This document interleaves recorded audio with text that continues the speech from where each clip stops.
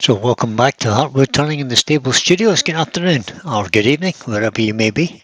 This is a piece of Magnolia again on my lathe. And we're going to make an Easter egg as part of Stevie SK Craft and Hours hashtag week. So this week is hashtag Easter Egg week. So I'll quickly start by roughing this down using a 1-inch roughing gauge from Record Power. And this is kind of running at double speed here. A lot of this video is actually speeded up for you, so you're not bored to death. So Magnolia cuts really well, I have to say. Particularly when it's quite wet, this piece of wood. So now I'm just tidying up the ends, squaring them up in preparation for putting, I didn't even need to do that end, but I did anyway for the fun of it. Do the other end now and put a tenon on it so as I can hold it in the chuck. There's a couple of new things I've tried in this little video, and we'll see as we go further along.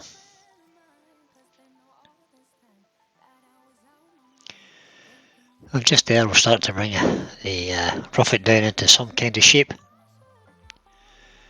About the size of an ostrich egg, this. It's probably piece of wood's about 7 inches long and about 5 inches in diameter, maybe 6 inches diameter.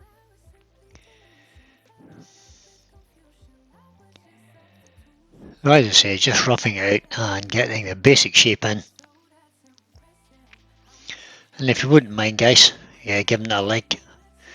And if you would like to leave a comment at the end, I'd appreciate that. And share this video if you wouldn't mind. We've caused a little spiral there, I'm sure you can see that. So we're just going to use a skew and fix that. And just set a little bit better shape with the skew. That's a 1-inch flat skew. Made by Crown. So after using the skew, we're just going to finalise the shape with the spindle, a little spindle gauge. It's a 10mm spindle gauge, just to finish off and refine the shape.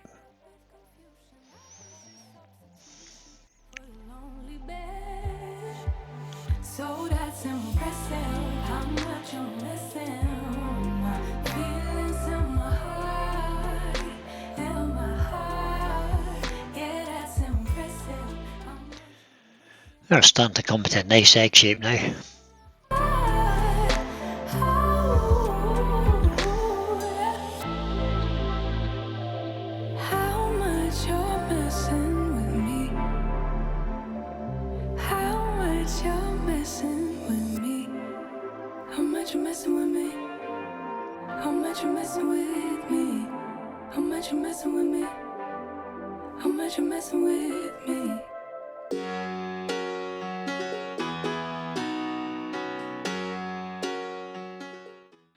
Change it over now, that's my SC4 chuck. We'll just get it in the chuck loosely and we'll bring up the tailstock, put it in the original hole so it's nice and straight, give it a quick push and then tighten the jaws up so as everything is nice and tight and straight.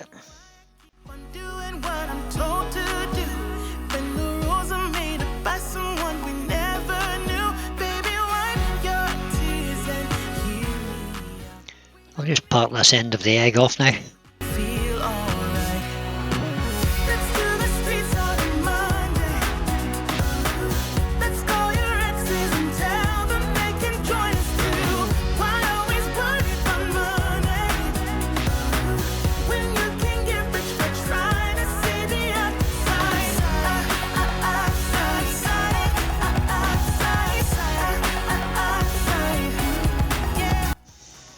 So that's that parted off. Now, sanding.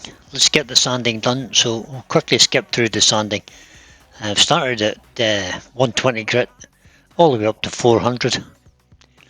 And now, this piece is going to become a clock. So we're using a Forstner bit, which is the same size as the small jaws, or the jaws on my small SC2 chuck. So once we get this drilled out, we'll be remounting it in the SC2 chuck. And the reason for that is we're going to have to drill a hole all the way through, so as once the clock face is mounted in it, we can put a push stick through that we can push the clock back out again.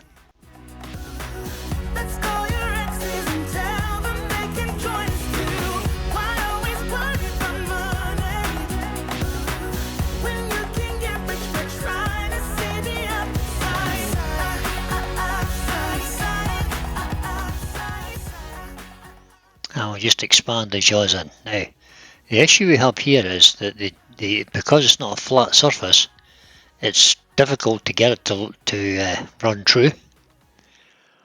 So with a little bit of tailstock support from a cone centre, I thought I would try and use some hot glue as a wedge. Because we're not doing very much here, we're just drilling a hole to be fair. I thought that would be enough, and I had a bit of a discussion with Pete from Twisted Trees, and this is the solution we came up with. So we just give it a good dose of hot melt glue, and you'll see in a minute or two it has absolutely zero effect on the chuck. But it just, once it sets, it produces a nice little wedge. Now if it was a bigger piece, I might not think about doing that, but with this smaller piece, it worked perfectly well. So that's just a 6mm drill bit, and we'll just drill a quick hole in the bottom, and that's for the push stick to push the clock back out again. And it's also the same size as my woodworm screw, which you'll see. I'll just test it now in a minute. So I can get that woodworm screw in there now. So now we're going to turn it around, pop the woodworm screw in that small chuck,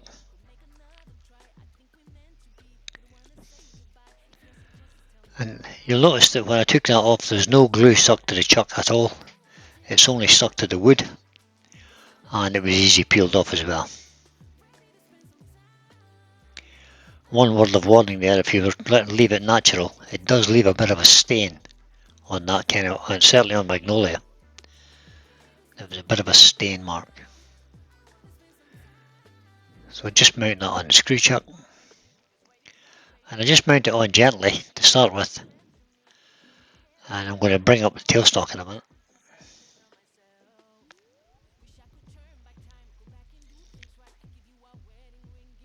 So change the tailstock to my cone centre,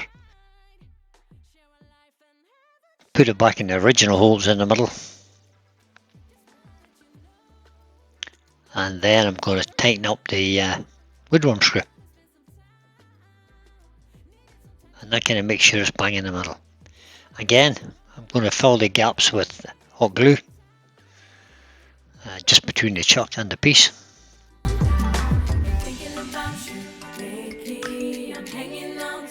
And this is the acid test. Can I actually turn this now using a spindle gouge and it stay fixed and balanced? You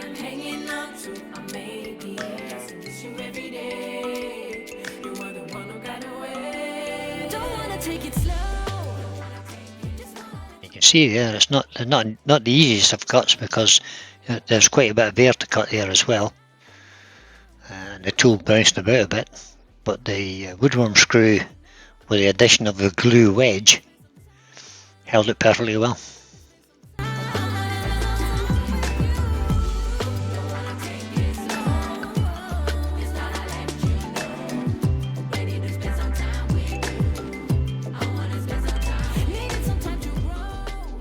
Just use a little 10mm beating and parting tool just to finish off the edges and flatten out the bottom really. Just use that as a scraper. And you can see I'm using the side edge as a scraper to do the vertical entry if you want. Test fit the clock. Perfect.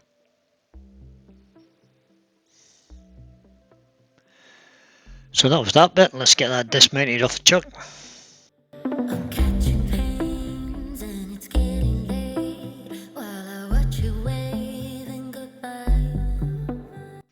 Then remove the glue. Very easy. No glue on the chuck at all. It just doesn't stick to the steel at all. Again, we'll just test fit that clock face.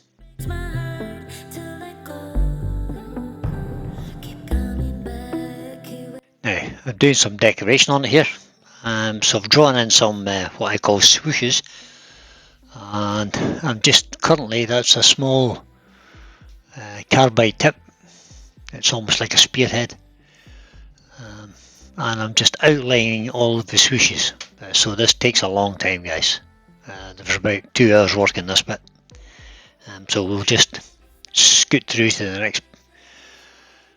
Just let you see a little bit, and we'll scoot on through and catch you at the end of it.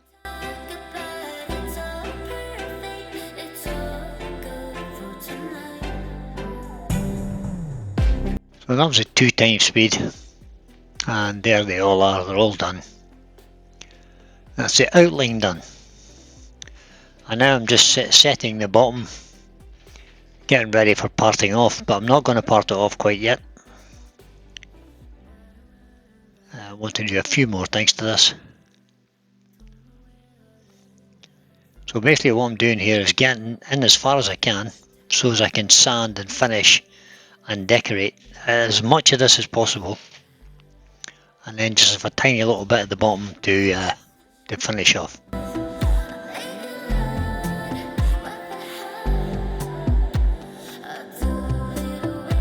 So now I'm giving it a spray with Chestnut's ebonizing lacquer.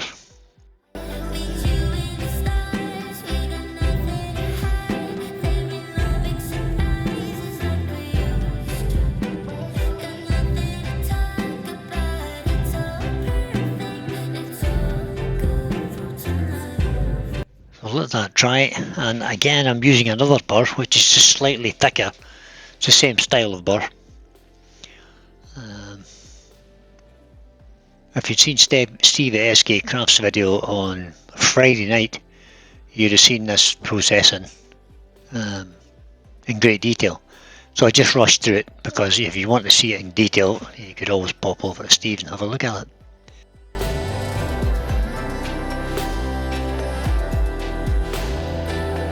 So basically I'm just dimpling the swoosh. And I spent a good deal of time on this. This is at 12x speed, by the way. And I did all 4 swooshes. And sanded them to make them smooth and tactile.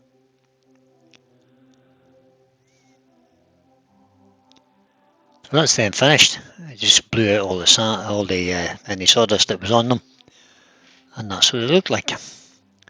So now we're going to colour these, and we're going to use intrinsic colours. That went a bit quick there, that was earth. And we're just doing the base of the swoosh, if you like, and a little bit of earth, and then fading on out. So I'm using a small brush and intrinsic colours from Amphioxene.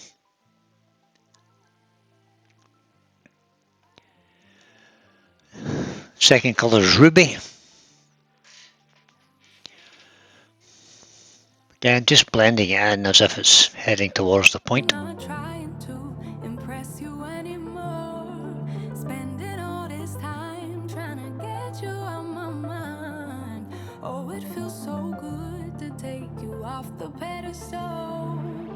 the third colour is flame. So these are all sort of orangey red colours.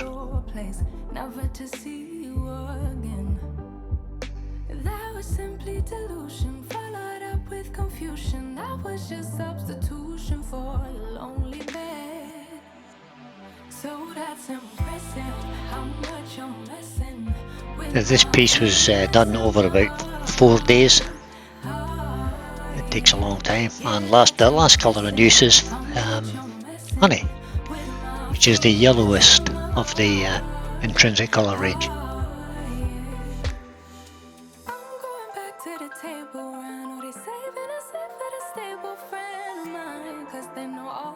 So the idea there of the swooshes is they go in a clockwise direction, the way the clock hands turn, obviously. And it's like cosmic sort of look, if you like. And this is just a little bit of Jo Sonja's gold paint, and I'm dry brushing it, so just put a tiny piece on the palette and give it a rub about until it starts to dry, and then just brush it on the surface of the dimples, so the colours underneath in the dimples show through and you get a sort of gold glimmer on the top.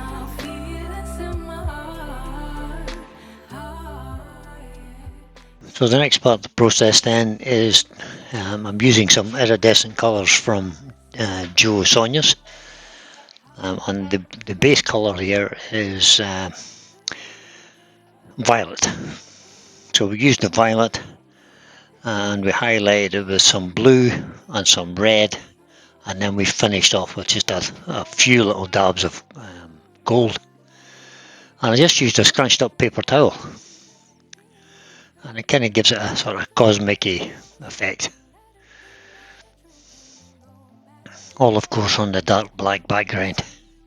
And again, I'm just speeding through this, guys, at 12 times speed. You've seen that done lots of times before, I'm sure. I just add a nice glossy finish on the outside. We're using some Faberge clear lacquer, as I do normally. If you want to see how to do it correctly, go back and have a look at the Celerian vase. I'll put the link in the description for that, and I give you a detailed explanation on that.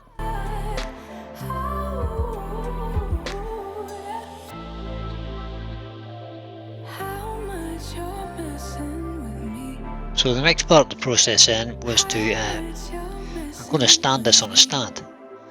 So I made a dowel for the bottom, and I'm just in the process of putting some gold leaf on it. There's a bit of a camera issue here. You can see me putting the size on there, and when I left it for 15 minutes to dry, I forgot to switch the camera back on, so you missed the gold leaf bit here. Sorry guys.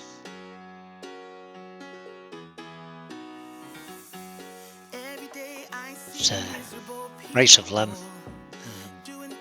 gold leaf size.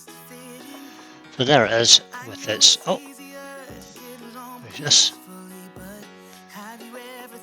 Oh, it's Maurice. I don't think he's very happy. It's a giant mouse invading my territory. But there's the base, guys. It's just a leftover piece of elm burr, which I shaped at the back into a triangle. I drilled a hole in it, and we can just pop our egg into that. Now it's obviously, I just popped it in there just to show you, but it's all properly glued in. Fit the clock face. And there's what it looks like when it's finished. So a nice piece of elm burr for a base. The clock is made from Magnolia, as I suggested. Just I bought a clock face from the woodshed. I'll put a bat in. There's a little push stick made to push the clock face back out when you need to change the battery. That's it, guys. Thank you very much for watching. I hope you've enjoyed this, and don't forget, send your pictures in to Steve at skcraftsbtinternet.com by the end of the first 2 weeks of this month. Thanks for watching.